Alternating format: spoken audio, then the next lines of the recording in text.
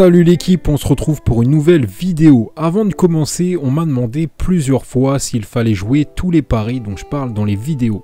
La réponse elle est évidente, c'est non, j'en ai déjà parlé, les matchs dont je parle en vidéo, c'est même plus souvent des matchs à éviter. Pour 90% de ces matchs, je ne les joue même pas. Cependant, je sais que beaucoup vont jouer dessus et il y a parfois des choses intéressantes à dire. Je sélectionne justement des matchs casse-pipe exprès. Si c'est pour parler des matchs entre guillemets faciles, il n'y a aucun intérêt à faire une chaîne YouTube. Je sais que les autres youtubeurs essayent de mettre des paris qui passent le plus souvent, le plus safe, etc. Et c'est pas du tout ce que je recherche à travers ce format de vidéo. Ce que je recherche, c'est soulever certains points pour éviter de jouer bêtement sur une équipe parce qu'elle a un bon classement, juste parce que c'est un gros favori. Personne ne fait ça sur YouTube et c'est pour cette raison que j'y trouve un intérêt. En présentant ce format de vidéo, je me mets énormément en danger, mais bon, ça me dérange pas forcément et je vais à contresens, donc forcément ça ouvre la porte à la critique. Et c'est très difficile de proposer des contre-favoris. Mais d'un autre côté, c'est à travers ces analyses que vous tirez le plus de valeur et je pense que c'est ça qui est vraiment intéressant. Bref, commençons cette vidéo. Pour dimanche, il y a justement quelques matchs qui méritent débat. C'est Sociedad contre Eibar pour le premier, où certes la Sociedad a l'avantage statistique, mais il y a des absents. Beaucoup d'absents, notamment le meilleur buteur de l'équipe. À l'extérieur, Eibar c'est pas mauvais, même si c'est une équipe en dents de scie.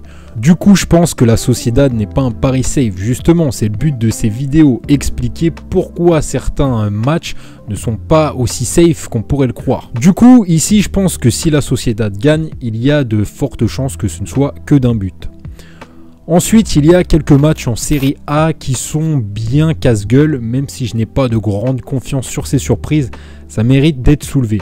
La première surprise possible, ça serait sur Cagliari Inter Milan. J'y crois pas trop, mais vu ce qu'il vient de se passer pour l'Inter, c'est possible qu'il galère un peu.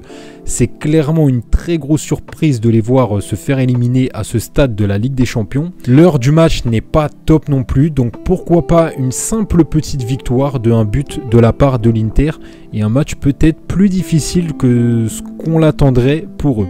Le deuxième match, ça serait Bologne contre la Roma et ici c'est clairement les locaux qui ont l'avantage statistique. Du coup je comprends pas très bien les cotes et je pense que c'est très piège. En tout cas, Bologne a les armes pour aller chercher au moins le match nul, donc attention à cette belle cote de la Roma qui pourrait donner envie. Ensuite il y a Naples et Atalanta, là j'y crois encore moins à la surprise, mais attention c'est pareil. C'est pas aussi safe que ça en a l'air. Par contre ici je pense qu'il pourrait, voilà, à la limite avoir un match nul, mais je pense pas que ces équipes pourraient perdre. Maintenant voilà. Mais je préfère quand même le souligner parce que j'ai quand même un petit doute sur Naples et Atalanta. Je me dis pourquoi pas se faire attraper un petit peu. Comme ils jouent des compétitions européennes, c'est toujours compliqué après en championnat. On le sait, il faut tenir. C'est très difficile pour les organismes. C'est très difficile pour les grosses équipes de tenir. Donc forcément, il y a des surprises dans les championnats. En Ligue 1, on a Nice qui pourrait profiter de la fatigue de Rennes due à l'Europa et du changement d'entraîneur pour repartir sur une bonne note positive.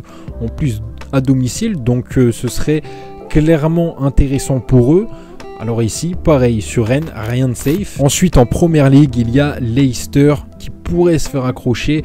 Mais ici, c'est comme Naples et Atalanta. J'y crois pas trop. Mais pareil, il y a un petit doute. Je trouve que la cote est vachement élevée pour une équipe favorite. En plus, à domicile. Je sais qu'en face, c'est pas si mal que ça.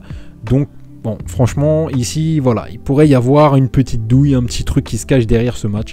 Donc attention ici, je sais qu'il y en a qui vont sauter sur Leicester. Et justement, c'est pour ça que je fais ces vidéos, pour vous éviter de sauter sur des favoris. Donc bref, moi je vous dis à la prochaine. Salut l'équipe.